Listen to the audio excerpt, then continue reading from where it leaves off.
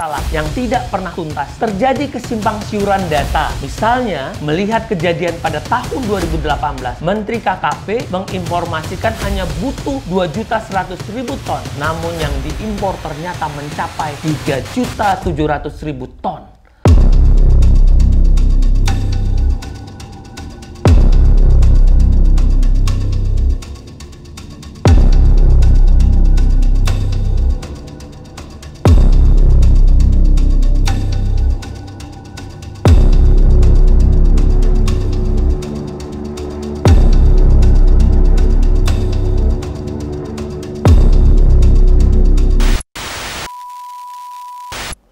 Assalamualaikum warahmatullahi wabarakatuh. Salam sejahtera buat kita semuanya. Bersama saya Azmi Syahputra hari ini akan menyampaikan kembali dalam catatan hukum Potret Hukum Indonesia yang akan saya kupas dalam anotasi hukum kali ini terkait di manakah letak kedaulatan garam rakyat atas garam yang dihasilkan mereka dengan adanya garam impor. Rekan-rekan sekalian, peraturan perlindungan sudah dibuat untuk mengendalikan impor garam. Peraturannya sudah ada sejak tahun 2016 melalui Undang-Undang Nomor 7 Tahun 2016 tentang perlindungan dan pemberdayaan petani petambak, juga PP Nomor 9 Tahun 2018 tentang tata cara pengendalian impor. Namun, dalam pelaksanaannya, peraturan ini belum dapat diwujudkan dengan baik. Tetap saja, petambak garam tidak mendapatkan posisi yang berkeadilan. Rekan-rekan, persoalan garam impor yang mengganggu harga produksi garam lokal terus menjadi perhatian sehubungan dengan rencana pemerintah yang masih terus menaikkan volume garam impor. Masalahnya persoalan garam impor ini beresiko menjatuhkan harga produksi lokal sehingga merugikan para petambak garam. Anggota Komisi 6 DPR Republik Indonesia Ahmad Baidowi dalam kunjungannya di Pamekasan menyatakan sebanyak 301.696 ton garam rakyat hasil produksi garam di tahun 2019 di Pulau Madura, Jawa Timur belum terserap. Hal ini akibat harga garam yang anjlok.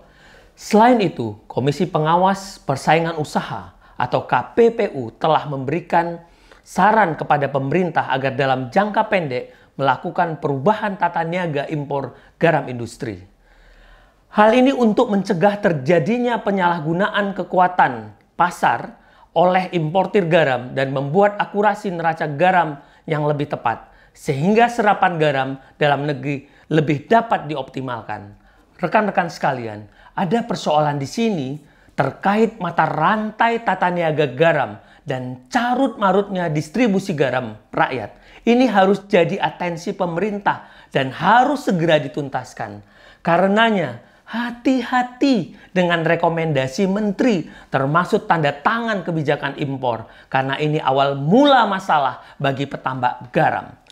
Ketua KPPU kepada Menko Perekonomian dan Menko Kemaritiman pada 28 Oktober tahun 2019 telah menyampaikan saran terkait rencana pemerintah untuk importasi garam industri sebanyak 2,92 juta ton pada tahun 2020.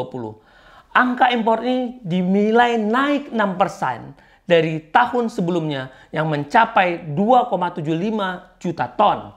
Ya, lagi-lagi di sini awal mula masalah yang tidak pernah tuntas. Terjadi kesimpang siuran data. Misalnya, melihat kejadian pada tahun 2018, Menteri KKP menginformasikan hanya butuh 2.100.000 ton. Namun yang diimpor ternyata mencapai 3.700.000 ton. Polemik antara kementerian ini, baik di Kementerian Maritim, Kementerian Perdagangan, termasuk Kementerian Perindustrian, berkaitan dengan data, kebutuhan selalu tidak sama, sehingga menimbulkan perbedaan jumlah data dalam rekomendasi impor. Kenapa selalu terjadi begini? Bila bicara tentang data, selalu sulit diakses keterbukaannya. Bahkan sampai 75 tahun Indonesia merdeka dan di era teknologi ini masih saja antar kementerian berbeda dalam memiliki data. Tidak klik dalam koordinasi, apalagi dalam hal kebijakan impor. Ada apa sebenarnya dalam impor? Apakah ada kepentingan lain yang didapat pada kebijakan impor? Berkelompoknya pengusaha? Atau apakah ada pula komitmen P untuk impor yang lebih menjanjikan? Ini perlu keterbukaan agar diketahui masalah utamanya, penyebab yang sebenarnya. Jangan-jangan di sini ada perputaran uang yang besar. Rekan-rekan, KPPU sendiri telah melakukan kajian atas kebijakan industri garam pada tahun 2019 guna menindaklanjuti putusan KPPU atas perkara nomor 09 KPPU tahun 2018 tentang dugaan pelanggaran pasal 11 Undang-Undang nomor 5 tahun 1999 dalam perdagangan garam industri aneka pangan di Indonesia. Kajian ini mengidentifikasi bahwa kebijakan industri garam telah banyak mendistorsi bekerjanya persaingan usaha yang sehat dalam industri ini. Rekan-rekan sekalian, jika melihat karakteristik industri garam dan kebijakannya yang menaunginya, dan bila dihadapkan dengan kenyataan bahwa hasil industri garam melimpah pada tahun 2019 sampai 2020, tetapi hanya sebahagian saja yang terserap di pasar industri. Ini karena pengguna menganggap garam petambak tidak memenuhi standar yang ditetapkan. Karena kualitas garam lokal dianggap oleh pelaku industri masih belum sesuai dengan spesifikasi kebutuhan industri, yakni garam dengan kadar natrium klorida atau NaCl di atas 98%, sementara garam dari petani NaCl-nya berkadar 94%. Rekan-rekan, kenapa tema selisih kadar ini dibiarkan menekan garam petambak sehingga kalah terus bersaing dalam produksi garam? Kesannya seperti alasan yang dicari-cari terus-menerus. Bila penyelenggara bangsa ini mau maju, ya harus cari cara, bukan cari alasan, seolah pemerintah kurang serius menuntaskan tema selisih ini. Sebagaimana diketahui, di negeri ini banyak memiliki universitas yang punya fakultas pertanian. Kita banyak memiliki peneliti, dosen pertanian yang handal, bisa sinergis dengan multidisiplin ilmu lainnya. Dan kita juga punya anggaran penelitian yang bisa mendorong untuk mengembangkan program peningkatan kualitas dan daya saing garam petambak. Termasuk kita harus mendorong pemerintah melakukan pengembangan industri yang diarahkan kepada upaya terciptanya berbagai model atau teknologi pengelolaan garam untuk menghasilkan garam secara optimal dan kompetitif. Termasuk pemberian insentif kepada industri pengolah garam yang mampu menghasilkan garam industri dari bahan baku garam petambak. Rekan-rekan sekalian, tidak ada jalan lain kecuali pemerintah harus serius menata ketahanan pangan, khususnya garam ini. Kementerian harus sering turun ke lapangan, mengupdate data di pulau-pulau pemasok garam di Indonesia guna melihat kinerja petambak garam.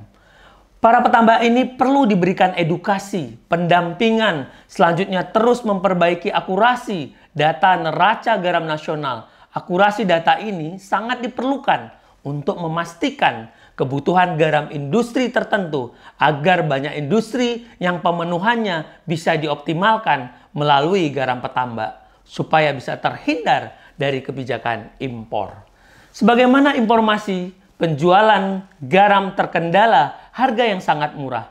Bahkan harganya mencapai kisaran Rp200 per kilogram atau Rp200.000 per ton. Anjloknya harga garam ini salah satunya akibat masih dibukanya keran impor.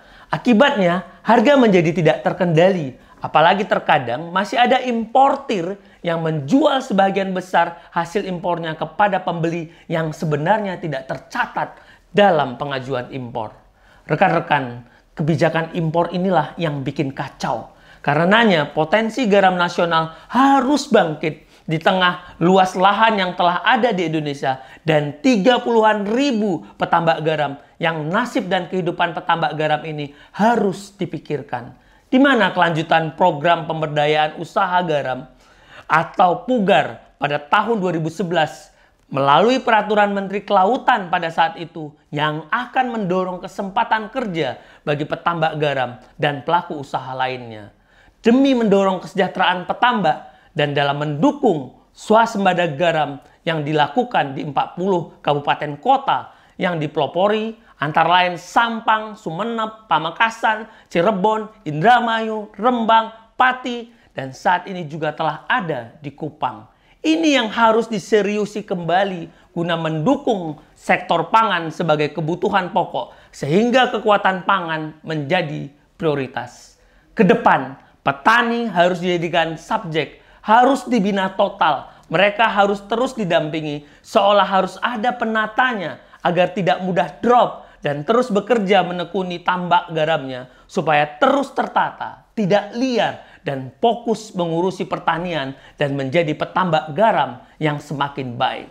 Mereka para petambak ini harus ditempatkan sebagai satu sumber produksi yang mandiri. Kehidupan petani atau petambak garam harus lebih maju dan menerapkan konsep lingkungan yang berkelanjutan. Jika ini tidak diselesaikan, maka petambak merasa dirinya tidak ada arti. Hasil, mereka sudah tidak mau lagi menjadi petani garam. Akibatnya kita kehilangan petambak di negeri sendiri.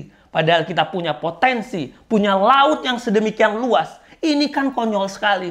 Jangan sampai petambak garam patah semangat akibat garamnya tidak dibeli, tidak laku dan menumpuk. Kalaupun dibeli, harganya jadi sangat murah. Rekan-rekan sekalian, garam hasil produksi rakyat ini haruslah dibeli, jadi prioritas untuk diambil dan dikelola oleh pemerintah dengan baik. Petambak garam harus bangkit guna mendorong pergerakan perekonomian nasional. Jika tidak segera diatasi, hal ini akan berakibat petambak garam kecewa. Orang-orang sekitar lingkungannya akan mulai putus asa dengan masa depan petambak garam. Sehingga membuat anak-anak muda milenial tidak ada lagi yang mau jadi petani atau petambak garam. Akhirnya, jadilah kita bangsa yang selamanya akan impor. Tidak ada lagi gunanya teriak swasembada. Ini tidak boleh terjadi di Indonesia. Kita harus mampu swasembada. Karenanya, mari terus berbenah. Harus ada frekuensi yang sama antara pemerintah dan petambak garam. Karena bangsa ini akan kuat jika lapisan masyarakat di bawah juga kuat. Pemerintah harus kembali pada tujuan dibentuknya Undang-Undang Nomor 7 Tahun 2016 tentang perlindungan dan pemberdayaan nelayan. Dalam pasal 2 undang-undang ini mengatur tentang azas-azas yang harus ditaati, yang antara lain mengatur azas kedaulatan, yang artinya pemberdayaan dan perlindungan akan potensi nelayan atau petambak garam, yang berarti harus mengutamakan sumber daya kemampuan dalam negeri, serta adanya azas keterbukaan, yang maknanya harus dilaksanakan dengan memperhatikan aspirasi petani maupun petambak garam, yang didukung oleh pelayanan informasi yang dapat diakses oleh masyarakat. Jika kita tidak taat azas, maka akan larilah dari landasan yang mengatur prinsip-prinsip abadi. Karenanya, sejatinya azas hukum merupakan pondasi dalam perundang-undangan yang menjadi jantungnya. Bila azas diabaikan atau dikesampingkan, maka bangunan undang-undang dan segenap peraturan pelaksananya akan runtuh. Sehingga tujuan yang ingin dicapai dalam hal ini, swasembada garam, tidak akan pernah terwujud. Hanya akan menjadi wacana dan wacana saja. Ayo serius berkomitmen mengurusi dan menata bersama petambak garam rakyat, termasuk mendorong inovasi, alat-alat yang modern, yang berbasis ramah lingkungan bagi petambak garam. Ini PR besar pemerintah. Jadi pemerintah harus hati-hati dengan rekomendasi atau tanda tangan dalam kebijakan impor. Tidak boleh sesuka hati. Mari kita terus sinergis dalam berusaha untuk memperbaiki keadaan, menemukan kebenaran, dan maju ke depan meluruskan guna membangun bangsa Indonesia. Karena membangun sistem sama artinya dengan membangun masa depan. Saya Azmi Saputra, sampai jumpa pada anotasi hukum selanjutnya.